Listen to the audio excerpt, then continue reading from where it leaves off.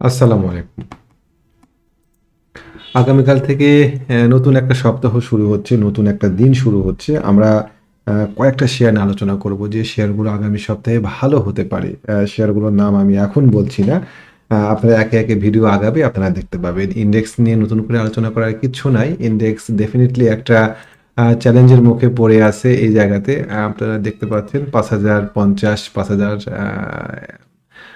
১০০ এত বড় সংখ্যাকে একদম পিন পয়েন্ট অ্যাকুরেসি দিয়ে বলা কখনোই ঠিক না এবং বলা যায়ও না। ৫,১০০ থেকে ৫,০৫০ এই ৫০ পয়েন্টটা গোটাটাই একটা রেজিস্ট্যান্স। দেখা যাক এটা ইনডেক্স কিভাবে নেয়। ইনডেক্সটা এই জায়গাতে একটানে পার করতে পারে কিনা, ভলিউম কেমন হয়, ক্যান্ডেলের গঠনটা কেমন হয়, সবকিছু নিয়ে পরবর্তী পর্যায়ে এটা ব্রেক করতে পারে কিনা আমরা দেখব ভাই।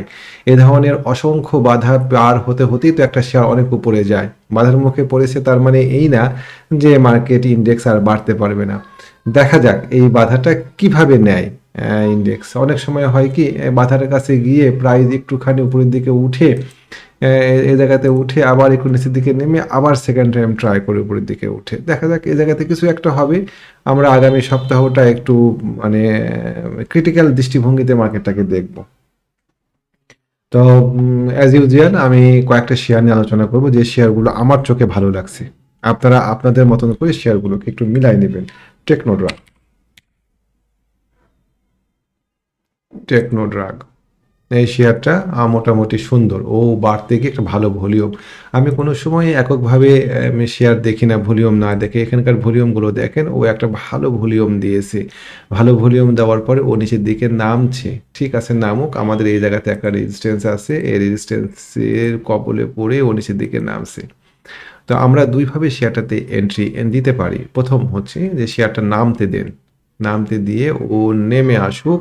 মোটামুটি আমরা এইখানে একটা হালকা সাপোর্টের মতন দেখতে পাচ্ছি। এই সাপোর্ট লেভেল পর্যন্ত ৩০ টাকা পর্যন্ত ওকে নামতে দেন। ৩০ টাকাতে এন্ট্রি দেন, আপনার স্টপ লস খুব কম হবে। এই সবুজ ক্যান্ডেলটার গোড়া ২৮ টাকা ৫০ পয়সা, মাত্র ১.৫ টাকার একটা স্টপ লস হবে। আপনি এখানে এন্ট্রি দেন, দেওয়ার পরে আপনি ওয়েট করেন। দেখেন আপনাকে সে কোন দিকে নিয়ে যাচ্ছে, স্টপ লসের দিকে নিয়ে যাচ্ছে না টেক প্রফিটের দিকে নিয়ে যাচ্ছে। যদি উপরের দিকে উঠে তাহলে পরে ছোট্ট করে এখানে কিছু প্রফিট নেন এবং এটা ব্রেক করলে পরে আরও কিছু শেয়ার আপনি অ্যাড করতে পারেন আপনার পোর্টফোলিওতে। তখন এটা অনেকখানি উপরে যাওয়ার সম্ভাবনা আছে, প্রায় ৩৫ টাকা পর্যন্ত টার্গেট হয় এই টেকনো ড্রাগ শেয়ারটাতে। শেয়ারটা ভালো লাগছে আমার কাছে। এখন আপনাদের কাছে ভালো লাগছে কিনা আপনারা আপনাদের মতন করে দেখে নেন। আর সবসময় মনে রাখবেন আমরা কখনোই পারফেকশনিস্ট হওয়ার চেষ্টা করব না যে আমাদের প্রত্যেকটা শেয়ারকে সফল হতেই হবে। আমরা চেষ্টা করব আমাদের রিস্ক রিওয়ার্ড রেশিও ঠিক রেখে উইন রেশিও 60% রাখা। ১০টা শেয়ার কিনলে পরে ৪টা শেয়ার ভুল হয়ে যাক ভাই। আমার যদি সবগুলো শেয়ার সঠিক হয়ে যায়, আমি ১০টা শেয়ার বলছি, 10টা শেয়ারেই লাভ হচ্ছে। আমি কি আর বাংলাদেশে থাকতে পারবো? আমাকে নিয়ে তো কাড়াকাড়ি পড়ে যাবে বিশ্বের বিভিন্ন দেশের বড়, বড় ইনস্টিটিউশনগুলোতে। হ্যাঁ? এ বলবে আমার কাছে আসো, সে বলবে আমার কাছে আসো। আমাকে বলবে কত মিলিয়ন ডলার সেলারি চাই আমাকে তুমি বলো। আমাকে তো থাকতেই দিবে না বাংলাদেশে। আমার ওরকম হয় না। পৃথিবীর কেউই আপনাকে বলতে পারবে না সে ১০টা শেয়ার কিনলে ১০টা শেয়ারে লাভ হয়। যদি কেউ দাবি করে সে একদম ঝাড়া খাঁটি মিথ্যাবাদী। সম্ভব না। আমরা কি করতে পারি? আমরা সম্ভাব্য সর্বোচ্চ ভালো জায়গায় শেয়ার কিনতে পারি। আমরা কি করতে পারি? আমরা রিস্ক রিওয়ার্ড রেশিও ঠিক করতে পারি। আমরা কি করতে পারি? আমরা আমরা লসটাকে মিনিমাইজ করতে পারি, লাভটাকে ম্যাক্সিমাইজ করতে পারি। এটা আমাদের কাজ। তো টেকনোড্রাগ শেয়ারটার দিকে আমরা খেয়াল রাখবো। ও নেমে যদি আসে তাহলে পরে ৩০ টাকার দিকে আমরা এন্ট্রি দিতে পারি। দিয়ে আমরা কিছু প্রফিট করব ৩১ টাকা ৫০ পয়সায়। ৩১ টাকা ৫০ পয়সা পার করতে পারলে আমরা আবার আমাদের পোর্টফোলিওতে এই শেয়ারটা পুনরায় এড করব।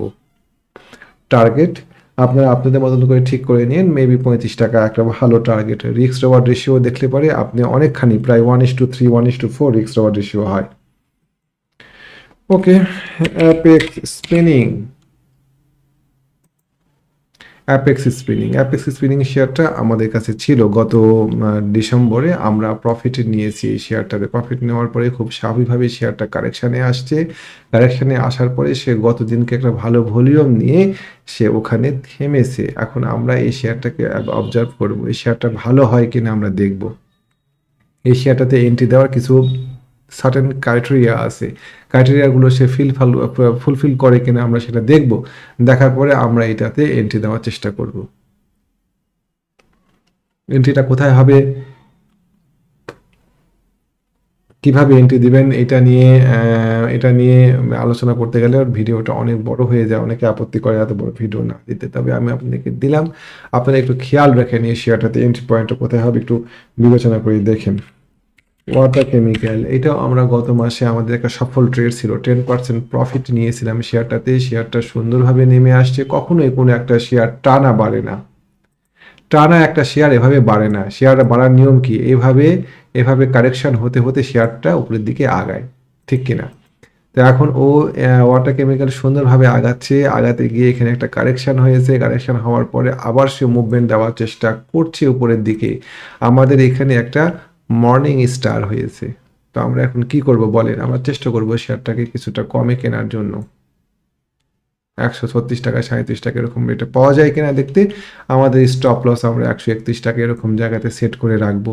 যদি আরও একটু কষাস হন তাহলে পরে 128 টাকা তো স্টপ লস সেট করতে পারেন। 1:2 রিস্ক রিওয়ার্ড রেশিও নিয়ে আমরা শেয়ারটাতে এন্ট্রি দিতে পারি। ওকে, এটা একটা ভালো শেয়ার, আমরা এটা খেয়াল রাখবো। তারপরে সোনারগাঁও টেক্সটাইল, ও ফাইন। এই শেয়ারটা দেখেন সুন্দর, একদমই শেয়ারটা ট্রেন্ডে আছে, বেশ ভালো। এখানে একটা উল্ফ ওয়েভ ছিল অনেক আগে, আমরা একে দেখিয়েছিলাম উল্ফ ওয়েভের যে টার্গেট 14 লাইন, সে ওই টার্গেট মিট আপ করেছে, করার পরে সে কারেকশানে আসছে। উল্ফ ওয়েভ সম্পর্কে আমাদের নিশ্চয়ই ধারণা আছে। যদি ধারণা না থাকে একটু নেট ঘেটে নিন, গুগলিং করে নিন। উল্ফ ওয়েভ আমাদের দেশের মার্কেটে দেখা যাওয়া চার্ট প্যাটার্নের মধ্যে একটা চার্ট প্যাটার্ন, যেটা ঘন ঘন আসে এবং চমৎকার কাজ করে। উল্ফ ওয়েভ দেখেন, উল্ফ ওয়েভের টার্গেট মিট করেছে আমাদের, করে সে নিচের দিকে পড়েছিল, পরে এই দিনকে বেশ ভালো ভলিউম নিয়ে উপরের দিকে উঠছে। শেয়ারটার টার্গেট পয়েন্ট কত বলেন? এখানে রেজিস্ট্যান্স আছে, রেজিস্ট্যান্সের কবলেই শেয়ারটা পড়েছে। আমি আপনাদেরকে দেখাচ্ছি, যদি এটা পার করতে পারে তাহলে আমাদের টার্গেট ভালোই উপরে আছে। মোটামুটি 42 টাকা 43 টাকা এরকম জায়গাতে শেয়ারটাতে টার্গেট আছে। এটা নিয়ে আপনারা একটু মানে আপনাদের মতন করে অ্যানালাইসিস করে নিন। ভালো ভলিউম পেয়েছে শেয়ারটা। তারপরে আর কি শেয়ার দেবো বলেন? ওরিয়ন ইনফিউশন, এই শেয়ারটা নিয়ে দেখেন ও সুন্দরভাবে মুভ দিয়েছে। মুভ দেওয়ার পরে দেখেন তো এইখানে একটা ক্যান্ডেল তৈরি হয়েছে হ্যাঙ্গিং ম্যানের মতো। এই ক্যান্ডেল তো এখানে হওয়ার কথা না, এই ক্যান্ডেল হওয়ার কথা এইখানে। কেমন যেটাতে আনোয়ার করলো, একটু দেখা নিয়ে আসি। আনোয়ার যেটাতে করলো এইখানে মাথার উপরে, হ্যাঙ্গিং ম্যান ক্যান্ডেলগুলো মাথার উপরে হলে পরে সেইটা এক ধরনের তথ্য দেয়। তো আমাদের ওরিয়ন ইনফিউশনের ক্ষেত্রে হ্যাঙ্গিং ম্যান ক্যান্ডেলটা হয়েছে অ্যাকুমুলেশন জোনের টপের মাথার উপরে। এটা ইঙ্গিত দিচ্ছে যে এই দিককার যারা আছে এদেরকে তারা অ্যাবজর্ব করে নিচ্ছে, এদেরকে নিয়ে উপরে উঠবে না, এদেরকে খসানোর চেষ্টা করা হচ্ছে। যদি এদেরকে খসানোর চেষ্টা না করে, যদি সেলিং ক্যান্ডেল হতো এটা, তাহলে প্রাইস এই হ্যাঙ্গিং ম্যানের নিচে নেমে যেত, নামে নাই। তার মানে আমরা এটাতে সতর্ক দৃষ্টি রাখবো এই শেয়ারটা কি হচ্ছে, কি করতে চাচ্ছে। এমনও হতে পারে যে শেয়ারটা মানে প্রথমত মার্কেট একদম রেজিস্ট্যান্সের মুখে দাঁড়ায় আছে, এরকম অবস্থাতে যদি মার্কেট লো পেডের দিকে রিভার্স করে যায় তাহলে পরে ওরিয়ন ইনফিউশনের একটা ভালো রকমের মুভমেন্ট আসতে পারে। আমরা খুবই সতর্ক দৃষ্টি রাখবো এবং দেখবো যে এই শেয়ারটা 390 টাকা পার করতে পারছে কিনা, শক্ত ভলিউম নিয়ে। যদি পার করতে পারে তাহলে পরে আমরা এন্ট্রি দিব, আমাদের এখানে স্টপ লস সেট করে নিয়ে। আপনারা আপনার বিবেচনা করে দেখবেন আর কি এন্ট্রি দিবেন কি দিবেন না। টার্গেটটা আপাতত আমি না বলি, ওটা থাক হাতে। তারপরে হাক্কানি পাল্প শেয়ারটা চমৎকার, আমাদের একদম সেট আপে ছিল শেয়ারটা। সুন্দর, ও ব্রেকআউট করে রিটেস্ট করতে আসছিল, রিটেস্ট করে ডবল ব্রেকআউট করেছে, সুন্দর। আমরা আশা করছি এটাতে 78 টাকা থেকে 82 টাকার মধ্যে ও মুভমেন্ট করবে, প্রফিট টেক করা যাবে। 1:2 1:3 রিস্ক রিওয়ার্ড রেশিও চলে আসে এই শেয়ারটাতে। সমতা লেদার, কতগুলো শেয়ার দিচ্ছি দেখেন। সমতা লেদার, সমতা লেদার শেয়ারটা সুন্দর, একদমই কিছুটা হাক্কানি পাল্পের, কিছুটা হাক্কানি পাল্পের মতনই কিছুটা গঠন তৈরি করে আসে, ব্রেক আউট করেছে, একটা কনসলিডেশন পার করার পরে রিটেস্ট করতে আসছে, রিটেস্ট করতে এসে সে পজিটিভ ক্যান্ডেল দিয়ে আবার এখানে থমকিয়েছে। আমাদের টার্গেটটা খুবই স্পষ্ট, 104 টাকা 5 টাকা 90 টাকা বর্তমানে চলে, হিসাব করলে পরে প্রায় 15%-এর উপরে। স্টপ লসটা খুবই চিকি, এই 86 টাকা স্টপ লস, কত কমে কিনতে পারেন। টার্গেট হচ্ছে 104 টাকা 5 টাকা এরকম জায়গায়, রাউন্ড 100 টাকাতে কিছু প্রফিট নিয়ে নেওয়া উচিত এই শেয়ারটাতে। এই শেয়ারটা একটা ভালো শেয়ার সমতা। আর দুইটা থেমে থাকা শেয়ার নিয়ে আলোচনা করি। এসপিসিএল, শাহাজি বাজার পাওয়ার, এই শেয়ারটা দেখেন সুন্দর একটা স্পিডে উঠে গিয়েছে, ভালো ভলিউম, অনেকখানি পড়ে গিয়েছে। এই শেয়ারটাতে আমরা একটু নজর দিব, বেশি না, আমরা চাচ্ছি শেয়ারটাকে এই 46 টাকা রেটে। আমাদের স্টপ লস হবে মোটামুটিভাবে 44 টাকা, এরকম জায়গাতে স্টপ লস সেট করে দিয়ে আমরা শেয়ারটা 46 টাকাতে আসলে পরে নিতে পারি।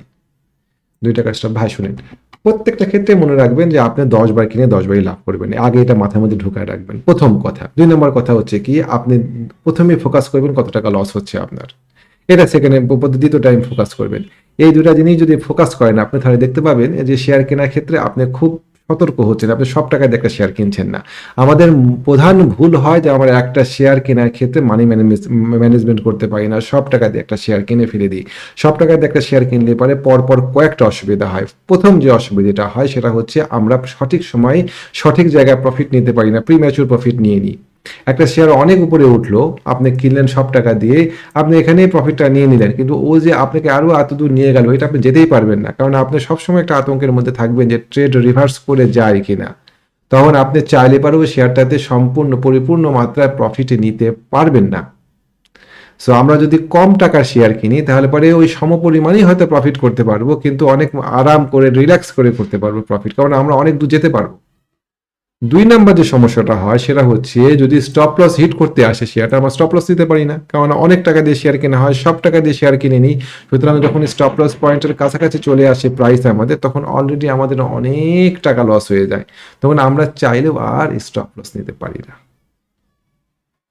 তো সুতরাং আমরা সব টাকা দিয়ে একটা শেয়ার করেও কিনবো না। মানি ম্যানেজমেন্ট, রিস্ক ম্যানেজমেন্ট হচ্ছে এই ব্যবসার একটা অন্যতম প্রধান হাতিয়ার, অন্যতম প্রধান কৌশল। তারপরে আমাদের অন্যান্য কিছু কৌশল, তারপরে আমরা কিছু সার্টেন কৌশল ইউজ করবো শেয়ার কেনার ক্ষেত্রে, শেয়ার বিক্রি করার ক্ষেত্রে। এই কৌশলগুলো এক একজনের এক এক রকম হয়।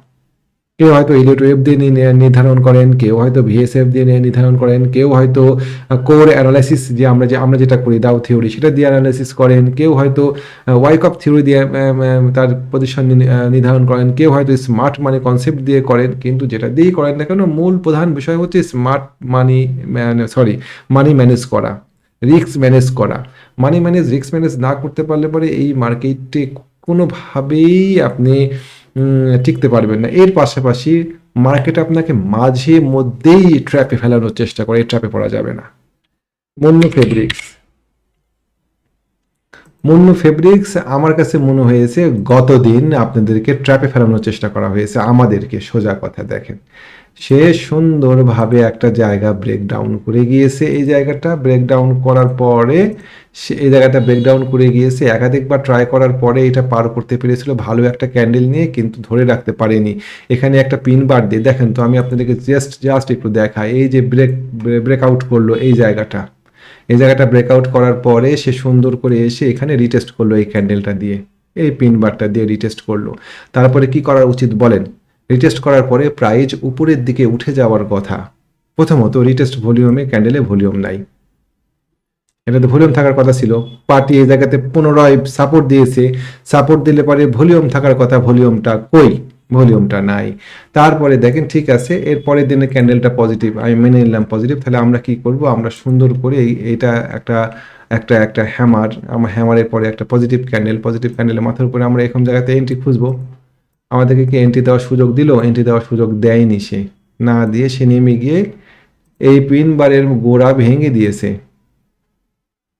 এই পিন বারের গোড়া ভেঙে দিয়েছে। যাদের স্টপ লস ছিল স্টপ লস হিট করে নিয়ে এসে এখন সে উপরের দিকে ওঠার চেষ্টা করছে। ভলিউম আহামরি কিছু না, আগের দিনের ভলিউম দেখেন। এই শেয়ারটা বাড়ার কারণে সাধারণ পাবলিক আবেগের বশবর্তী হয়ে এই শেয়ারটা ঢোকার কারণে এই ভলিউমটা বাড়ছে, এটা স্মার্ট মানির ভলিউম না।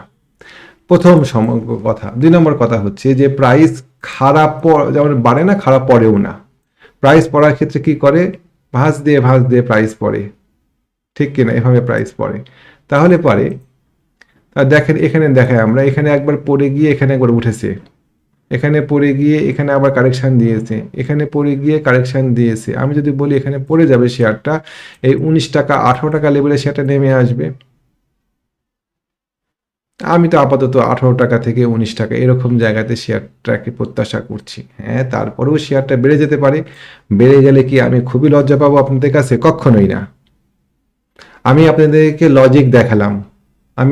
লজিক দেখালাম, যে এখানে ডবল টপ করেছে, ডবল টপ করে নেকলাইন ব্রেক করেছে, নেকলাইন রিটেস্ট করতে আসছে, শেয়ার প্রাইস পড়ে যাবে। এটাই হওয়া উচিত। যদি না হয়, নাও হয়, এরকম ঘটনা আছে, অ্যানালাইসিস ইনভ্যালিড হয় না, অ্যানালাইসিস ইনভ্যালিড হয়, প্রাইস উপরের দিকে উঠে যেতেই পারে। আমি যদি এরকম হতো যে আমার কাছে একটা টাইম মেশিন আছে, আমি টাইম মেশিনে গিয়ে 2029 সালে চলে গিয়েছি, ওখানে গিয়ে 2029, 2028, 2027, 2026 সালের ডাটা আমি নিয়ে এসে ওটা সফটওয়্যারে প্লট করে আমি দেখতে পাচ্ছি, তাহলে পরে আমার প্রত্যেকটা অ্যানালাইসিস সঠিক হতো। আর সে অ্যানালিসিস যদি সঠিক হতো, তাহলে পরে আমাকে নিয়ে কাড়াকাড়ি পড়ে যেত। কে আমাকে নিবে, কত মিলিয়ন ডলার আমাকে স্যালারি দিবে, হবে না।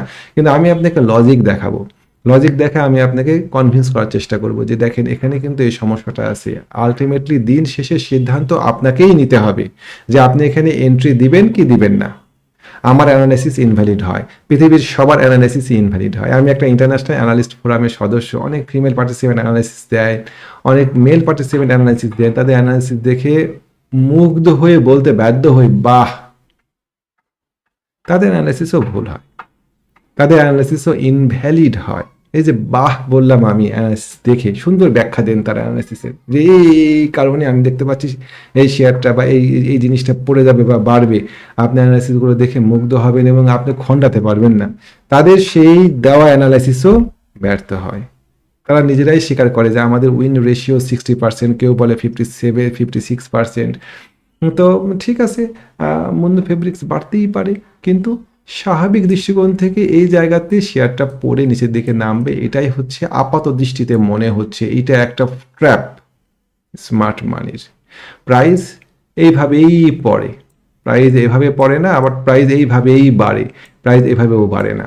তো মোটামুটি এই হচ্ছে মুন্নু ফেব্রিক্স নিয়ে গত দিনের আমাদের অবজারভেশন। আপনারা আপনাদের মতন করে অবজারভেশন করে নেবেন এই শেয়ারগুলোতে, ট্র্যাপে পড়া যাবে না ভাই। আমরা যদি এখানে ট্র্যাপে পড়ে যাই, ধরেন মুন্নু ফেব্রিক্স পড়েই গেল 21 টাকাতে কিনে, আমরা যদি নেমে আসি 18 টাকায়, পার্সেন্টেজের হিসাবে এটা প্রায় অনেকখানি, প্রায় কত 10%-এর উপরেই হয় মনে হয়, তাই না? চলেন পার্সেন্টেজটা দেখি একটু, কত পার্সেন্ট হয়। এখান থেকে যদি আমরা পড়ি, তাহলে পরে প্রায় দেখেন 12-13% আমরা পড়ে যাব। 10 লক্ষ টাকার শেয়ার কিনে যদি আমরা কিনি, তাহলে পরে 14 লাখ 1.5 লাখ টাকার মতো আমাদের নাই হয়ে যাবে ইনস্ট্যান্ট। ওই ঝুঁকি নিতে যাবো কেন আমরা? আরো সম্ভাবনাময় শেয়ার দেখবো। যদি টেক্সটাইল সেক্টরের শেয়ার কিনতে চান, সোনারগাঁয়ে যান, সোনারগাঁ অনেক বেশি সম্ভাবনাময়। যদি টেক্সটাইল সেক্টরের শেয়ার কিনতে চান, এনভয়ে যান। আমি আপনার সাথে বিকল্প আছে যে আপনি টেক্সটাইলে কিনবেন, ওকে নামেন, ও সুন্দর একটা ব্রেকআউট করেছে, এনভয়ে এই জায়গাতে একটা ব্রেকআউট করেছে, রিটেস্ট করতে আসছে এই জায়গাতে। আপনি এই জায়গাতে কিনেন, এখানে স্টপ লস ধরে, বা এখানে ব্রেকআউট করলে কিনেন, এখানে স্টপ লস ধরে কিনেন আপনি এই জায়গাতে। আমি ওই মুন্নু ফেব্রিক্সের মতন ট্র্যাপে পড়তে যাওয়া শেয়ারে কিনবো কেন, তাই না? আচ্ছা, ঠিক আছে। তো মোটামুটি এরকম ভাবে আমি বেশ কয়েকটা শেয়ার নিয়ে আলোচনা করলাম। রানার অটোর একটা শেয়ার, রানার অটো শেয়ারটা নিয়ে আলোচনা করি চলেন। রানার অটো শেয়ারটা আমার পছন্দ, ও সুন্দর একটা মুভ দিয়েছে, আসতে দেন এই জায়গাতে। কততে আসবে? 36 টাকায় আসতে দেন, 36 টাকা 50 পয়সা আসতে দেন। আসলে পরে আমরা কিনবো এই জায়গাতে স্টপ লস ধরে, 34 টাকা 80 পয়সা স্টপ লস ধরে। মিনিমাম লজিক্যালি কিনেন, আপনি সঠিক কাজটা করেন, আপনি প্রতিবার সঠিক কাজ করেন। সঠিক কাজ করে আপনি 10 বারে এন্ট্রি নেন, 5 বারে হেরে যান, লস হোক আপনার, 5 বারে 5 টাকা লস করেন 1 টাকা করে। আর বাদ বাকি যে 5 বার লাভ হবে, সে 5 বারে 2 টাকা করে লাভ করেন, 5 দুগুণ 10 টাকা লাভ করেন। পকেটে দিন শেষে, মাস শেষে 5 টাকা যেমন থাকবে, ঠিক আপনার পুঁজিটাও নিরাপদ থাকবে। ব্যবসাটা হচ্ছে ঠিক এরকম। তো ওকে ফাইন, অনেকখানি আরো অনেকগুলো শেয়ার ছিল, অ্যানালাইসিস করা যেত। গতকালকে আমার ট্রেনিং মেম্বারদের সাথে বসছিলাম, অনেকগুলো শেয়ার উঠে আসছিল, তাদের সাথে কথা বলতে গিয়ে সবগুলো শেয়ার নিয়ে কথা বলতে গেলে পরে অনেক সময় লাগবে। অত সময় নিয়ে মনোযোগ সহকারে ভিডিও দেখাও মুশকিল। তো ঠিক আছে, আপনারা যারা ট্রেনিং করতে চান, যারা শিখতে চান, শিখে ব্যবসা করতে চান, তাদের জন্য আমার একটা ট্রেনিং কোর্স শুরু হচ্ছে আগামী 16 তারিখ থেকে। আগামী 16 তারিখ মানে আগামী শুক্রবার, 16ই জানুয়ারি 2026 শুক্রবার থেকে একটা ট্রেনিং কোর্স শুরু হতে যাচ্ছে। যারা আগ্রহী আছেন তারা আমার সাথে যোগাযোগ করতে পারেন। আমার ফোন নাম্বারটা আপনাদেরকে দিয়ে দিই, 01921939, এটা 3 কিন্তু 93119595, 931195। আপনারা আমার সাথে যোগাযোগ করতে পারেন, 019219311195, আমার সাথে যোগাযোগ করতে পারেন। শিখেন, শিখে ব্যবসাটা করেন। এই ব্যবসাটা এমন একটা ব্যবসা যে মৃত্যুর আগ পর্যন্ত করতে পারবেন যদি শরীর সুস্থ থাকে। অবসর জীবনেও করতে পারবেন। অন্যের কথা শুনে ব্যবসা হয় না ভাই। অন্যের কথা শুনে, অন্যের উপর নির্ভরশীল হয়ে, অন্যের সাথে পার্টনারশিপ হয়ে আপনি কোনো ব্যবসা জানেন না, অন্য একটা মানুষকে পার্টনারশিপ নিয়েছেন, ওই ব্যবসাও রান করে না। আপনি একটা ব্যবসা জানেন না, কাউকে আপনি ইনভেস্ট করেছেন টাকা দিয়ে, ওই ব্যবসাও রান করে না। যে আপনি একটা ব্যবসা কিছুই জানেন না, একজন এসে বললো যে ঠিক আছে অমুক ব্যবসাটা খুব ভালো, আপনি তাকে টাকা ইনভেস্ট করলেন, ওই ব্যবসাতে আপনি জীবনেও লাভ করতে পারবেন না। মানে 99.99% ক্ষেত্রেই লাভ করার সম্ভাবনা থাকে না। কে হয়তো বললো যে এখন ল্যান্ডের খুব ভালো ব্যবসা, আপনি টাকা ইনভেস্ট করেন, আপনি টাকা ইনভেস্ট করবেন, ওই ব্যবসাতে দেখবেন আপনার লস হতে বাধ্য। ঠিক একই রকম ভাবে শেয়ার ব্যবসাও আপনি না জেনে না শিখে করতে পারবেন না, অসম্ভব, করা যাবেই না। আপনি বুঝবেনই না যে আপনি কেন একটা শেয়ার কিনলেন, কেন একটা শেয়ার বিক্রি করলেন। এইভাবে কি ব্যবসা হয়? আপনাকে বুঝতে হবে আর কি আগে যে কি আপনি কোথায় একটা শেয়ার কিনছেন, কেন একটা শেয়ার কিনছেন, কেন আপনার লস হলো, কেন আপনার লাভ হলো, এই টোটাল ক্যালকুলেশনটা আপনাকে জানতে হবে। তা না হলে পরে আপনি একটা গ্রুপে যুক্ত হবেন, 100 জন মেম্বার, 200 জন মেম্বার, 300 জন মেম্বার, 500 জন মেম্বারের একটা গ্রুপে যুক্ত হবেন। সেই গ্রুপ থেকে বলা হবে এখন বাই করা হোক ওরিয়ন ইনফিউশন। আপনি ওরিয়ন ইনফিউশন বাই করলেন, এখন ওরিয়ন ইনফিউশন আর মুভ করছে না, স্টপ লস নিয়ে বের হয়ে যান। আপনি স্টপ লস নিয়ে বের হয়ে গেলেন, আপনি নিজে চিন্তা করেন তো এটা একটা ব্যবসা? আপনি অন্যের কমান্ড ফলো করছেন। যদি না পারেন তাহলে তো আপনাকে করতেই হবে। আপনি যদি ব্যবসা করতে চান, যদি কিছুই না জানেন, তাহলে তো আপনাকে এ ধরনের একটা গ্রুপে আসতেই হবে। কিন্তু যদি আপনি জেনে বুঝে ব্যবসা করতে চান, তাহলে আপনাকে শিখতে হবে ব্যবসাটা। আর ভাই এই ব্যবসাটা, এই যে অ্যানালাইসিসের এই কাজগুলো, এগুলো অনেক ফিমেল পার্টিসিপেন্ট করে। আমি আগেও বলেছি যে আমি একটা ইন্টারন্যাশনাল ফোরামের সদস্য।